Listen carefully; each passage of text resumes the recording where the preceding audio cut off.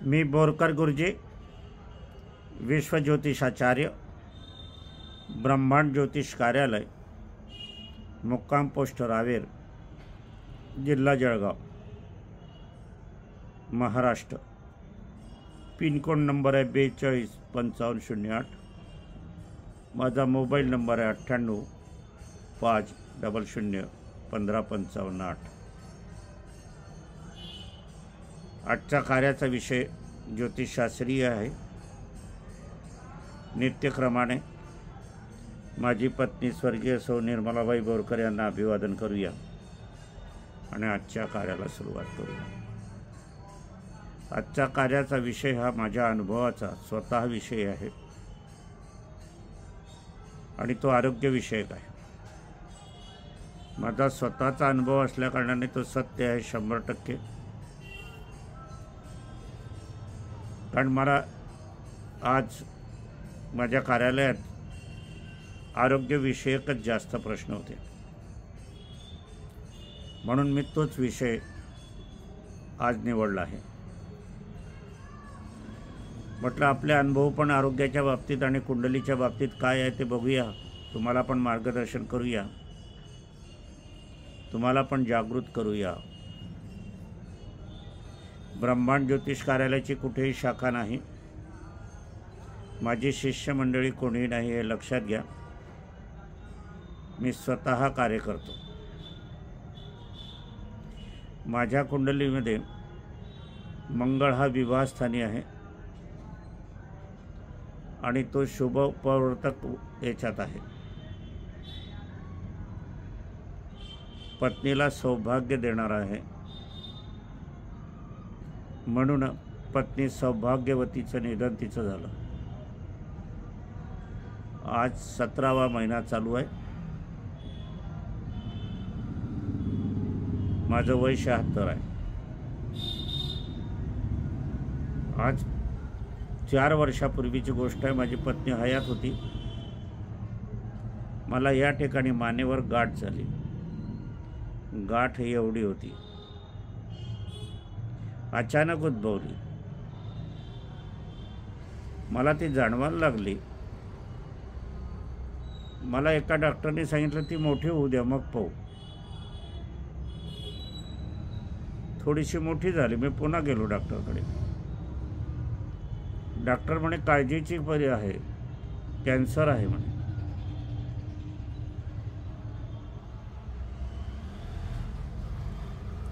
मी हादरून गेलो, माझी पत्नी पण हादरून गेली। मला कुठलंही व्यसन नाही, पण रोग होण्याला कारण नाही आणि काय होईल हे सांगता पण येत नाही। दुसऱ्या डॉक्टरकडे गेलो, त्यांनी सांगितलं इथे मेंदूच्या नसा जातात, ऑपरेशन करताना फार काळजी घ्यावी लागेल, नाहीतर आंधळे व्हाल, पॅरालिसिस होईल। फोटो काढल्यावर सुद्धा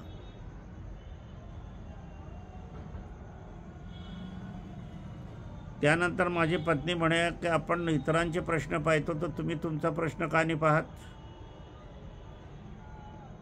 पहा, माझ्या मनात नाही आलं ते माझ्या पत्नीच्या मनात आलं आणि त्यावेळेला मी बघितलं तर माझं आरोग्यस्थान आणि मृत्यूस्थानामध्ये मंगळ हा दोषकारक नाही, कारण मंगळ हा कॅन्सर विकार देतो। तो स्वस्थ अवस्थेत असल्यावर मला कॅन्सर कसा होईल हा प्रश्न माझ्या पत्नीने मलाही विचारलं, सांगितलं। डॉक्टर असतील म्हणे, MS आहे, MD आहे, परंतु तुमच्या पत्रिकेत हा जर कॅन्सर दिसत नाही तर कॅन्सर नाहीच असे तिने खात्रीने सांगितलं। म्हणून आम्ही तिसऱ्या डॉक्टरकडे तपासणी केली। त्यांनी हात लावून बघितलं, असं म्हटलं काही दुखत नाही आहे। तर ते म्हणत दुखत नाही हीच खरी कठीण समस्या आहे म्हणे, तुम्हाला कळत नाही म्हणे, कॅन्सरचीच गाठ आहे। ज्योतिषशास्त्र अगदी परखडपणे म्हणते की कॅन्सर मुळीच नाही. 3 डॉक्टर कॅन्सर सांगतात. माझी पत्नीचा ज्योतिषशास्त्रावर अतूट विश्वास होता, कारण ती माझी गुरु होती. तिने मग सांगितलं मला, तिचं निदान पाहून घ्या, डॉक्टरपेक्षा वेगळं होतं.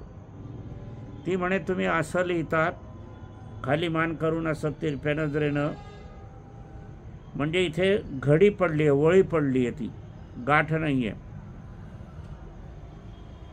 आणि ती चरबी एकावर एक चढली आहे म्हणून आहे म्हणे ती. मलाही आश्चर्य वाटलं की तिने केलेलं निदान मला पटू लागलं, पटलं. खरोखरच म्हटलं आपण असं लिहितो तर ते तशीच वळी असावी.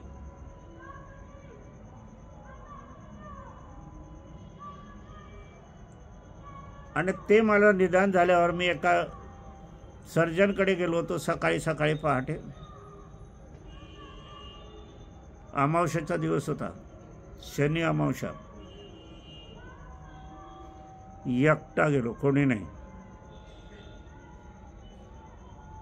पत्नी सोबत होती मात्र. कसे काय आले गुरुजी, काय आले? म्हटलं का ह्या काढायचं आहे. केव्हा काढता? म्हटलं आता. चला म्हणे आतमध्ये. परीक्षा नाही, काही नाही, रक्त नाही, लघवी नाही, काही नाही, फोटो नाही, काही नाही. त्या डॉक्टरांनी आपपेटीच्या याच्यातून जसा तो लहानसा ड्राप काढता त्या तऱ्हेने बाजूने चिरा दिला आणि मध्ये कोरलं आणि ते मांस काढलं आणि केवळ 4 टाके जवळजवळ दिले. उभं असं काढलं असतं टरबुजासारखं तर जास्त टाके पडले असते.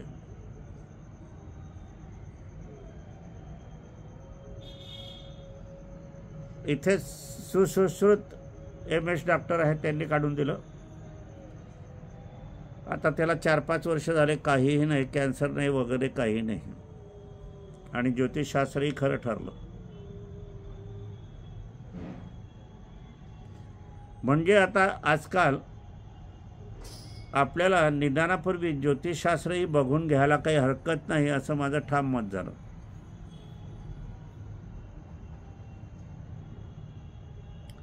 माझा लहान मुलगा विक्रम नावाचा मोठ्या डॉक्टरकडून तपासणी करून आला. म्हणे प्लेटलेट्स काय असते ते वाढलाय म्हणे, कमी झालाय, वाढलाय, असं काहीतरी सांगितलं. 4-5 आकडी पैसे घेऊन या म्हणे, लगेचच्या लगेच, नाही तर ते प्लेटलेट पिशवीत आणावे लागते, नाही ते टाकावे लागतं, असं काहीतरी ते बोलले. कमी झाल्याचंच बोलले मला वाटते.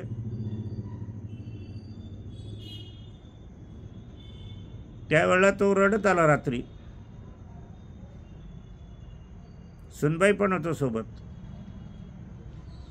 कारण विचारलं तर म्हणे प्लेटलेट्स कमी झाले, त्या पिशवीत आणावे लागतात, टाकावे लागतात.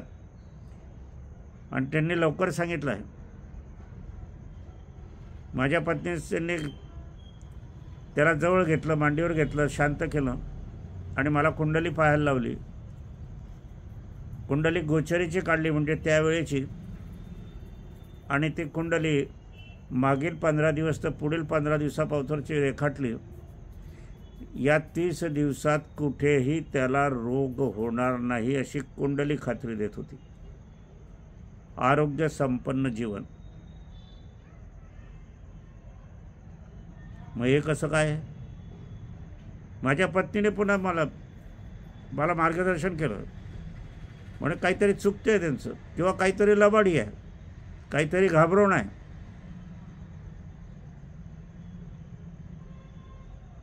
आणि मग नंतर साध्या BSMS डॉक्टरकडे गेलो, कारण डॉक्टरकडे जावंच लागते. केवळ ज्योतिषावर भरोसा ठेवा कितपत ठेवणार, ज्योतिषशास्त्रावर. तिथे गेलो आम्ही. त्यांनी सांगितलं काहीही करू नका, आराम करा फक्त 2 दिवस. कारण काय, हा शेतामध्ये जातो येतो, उन्हामध्ये आहे, उन्हाचं काम आहे, त्यामुळे हा थकवा आलेला आहे. प्लेटलेट्स कमी करण्याचं काहीच नाही म्हणे. हा शारीरिक थकवा आणि त्यांनी सांगितल्यावर पुन्हा मानसिक थकवा असं याचं मिश्रण झालं आहे, म्हणून हा घाबरला आहे म्हणून. आणि सुनबाई पण घाबरली आहे. काहीही नाही. 2 दिवस आराम केला. मोसंबीचा रस, उसाचा रस, नारळ पाणी, ग्लुकोज आणि विश्रांती. 2 दिवसात अर्धा बरा झाला. 4 दिवसात पूर्ण बरा झाला. पावाणा खर्च आला नाही. इथेही ज्योतिषशास्त्र खरं ठरलं. हे माझ्या घराण्यातला हा अनुभव, माझ्या घरातला अनुभव मी तुम्हाला सांगत असताना आज पुन्हा तिसरी कथा मी सांगतो आहे. ही कथा आहे 2 महिन्यापूर्वीची.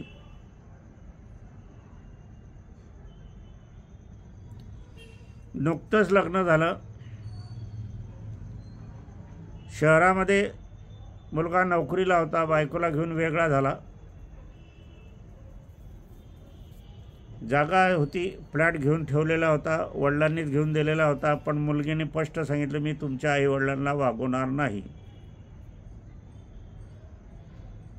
आणि म्हणून आईवडील घरी होते.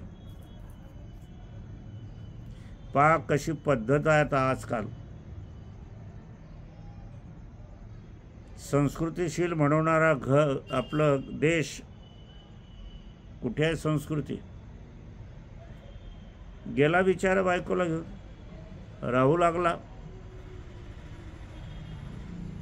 6 महिन्यामध्येच त्या मुलाची तब्येत बिघडली. ऑफिसमध्ये भोवळ आली, चक्कर आली, खाली पडला.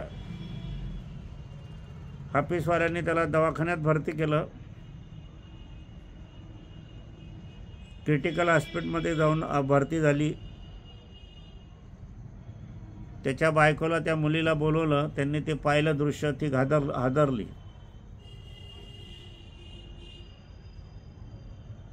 हादरल्यावर आपल्या सासू सासऱ्यांना तिने घरी ठेवलं होतं, मला चालणार नाही म्हणून तिने तिच्या आईवडिलांना फोन केला. तिच्या आईवडिलांनी स्पष्ट सांगितलं, ही तुझी बाजू आहे, आम्हाला त्याच्याशी काही कर्तव्य नाही, आम्ही डॉक्टरचं बिल देऊ शकत नाही.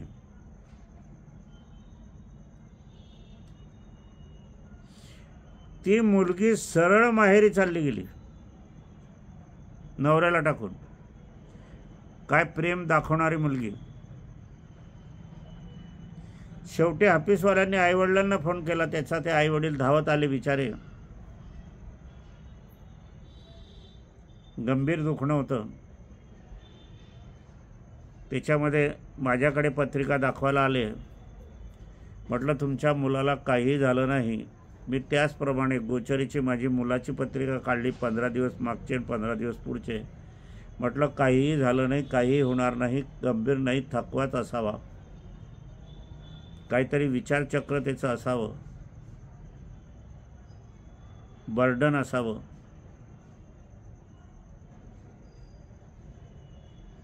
आणि त्या मुलाला क्रिटिकल हॉस्पिटलमधून त्यांनी काढलं आणि घरी घेऊन आले. घरी घेऊन आल्यावर आईजवळ तो झोपू लागला. मांडीवर थापडू लागली आई. वडील समोर होते. त्याची बायको निघून गेल्याचं त्याला कळलं.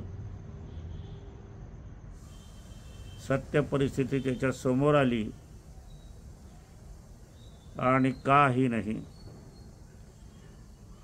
सकाळी 11 वाजता आईच्या मांडीवर झोपलेला मुलगा संध्याकाळी 6 वाजेपर्यंत पाणी मागू लागला, चहा पेली.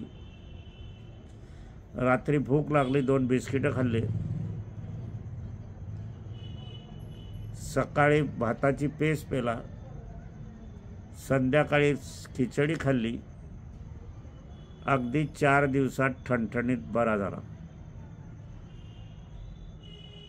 आता या कुंडलीमध्ये आपण जे बघितलं, मागच्या 15 दिवसाची, पुढच्या 15 दिवसाची आरोग्य संपन्न जीवन कुंडली खात्री देत आहे. पण याच्याहून हे आपल्याला बघायला हवं की ती पत्नी निघून गेली होती, ती प्रेमविवाह त्यांचा होता. आईवडिलांनी नकार दिला होता, ही मुलगी करू नको, चांगल्या घराणीतली नाही, पण ऐकलं नाही, प्रेमविवाह झाला आणि ती निघून गेली. शेवटी आईवडीलच कामं आले. आता ह्या कुंडलीमध्ये मी एक प्रश्न आणखीन खोलात शिरण्याचा केला. त्यावेळेला षष्टम स्थान म्हणजे अनारोग्याचं स्थान, त्या ठिकाणी चंद्र पडलेला म्हणजे मानसिक चिंता व्यथात असलेला,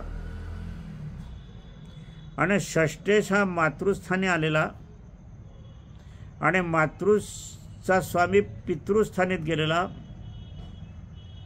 आणि पितृचा स्वामी भाग्यात गेलेला, आणि भाग्याचा स्वामी नशिबात गेलेला, आणि नशिबाचा स्वामी पुन्हा षष्टात आलेला, म्हणजे हा माल्यव्य योग झालेला. आता याचा अर्थ असा होतो सरळ सरळ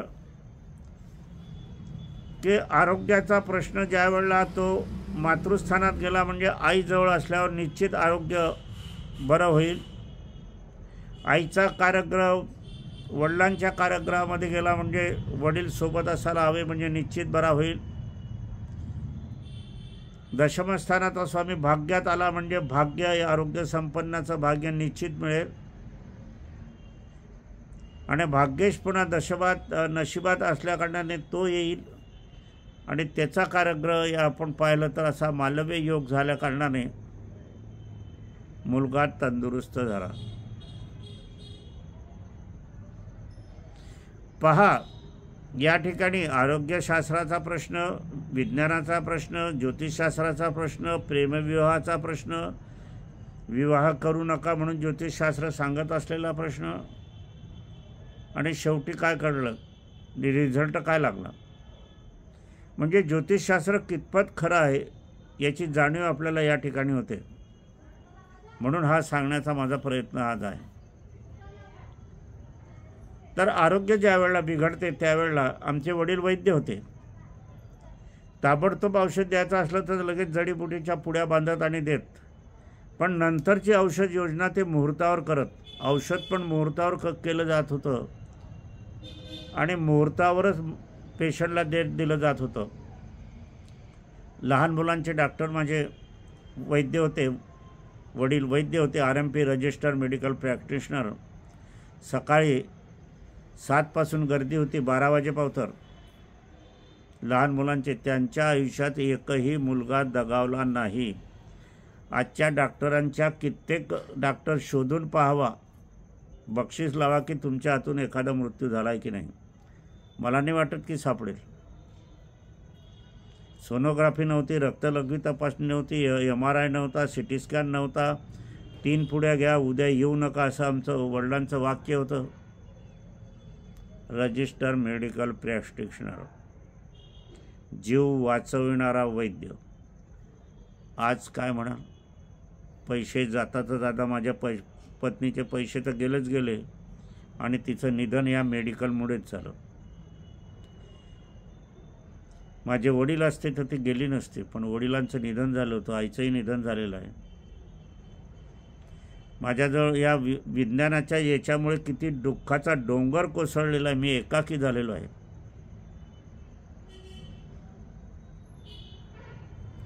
सात 8 वर्ष शिकून गेल्यावरही हा निर्णय जर येत असेल तर काय करावं. असो, आजचा विषय इथेच संपूया. माझी पत्नी स्वर्गीय सौ निर्मलाबाई बोरकर यांना अभिवादन करूया आणि आजच्या कार्याचं समापन करूया.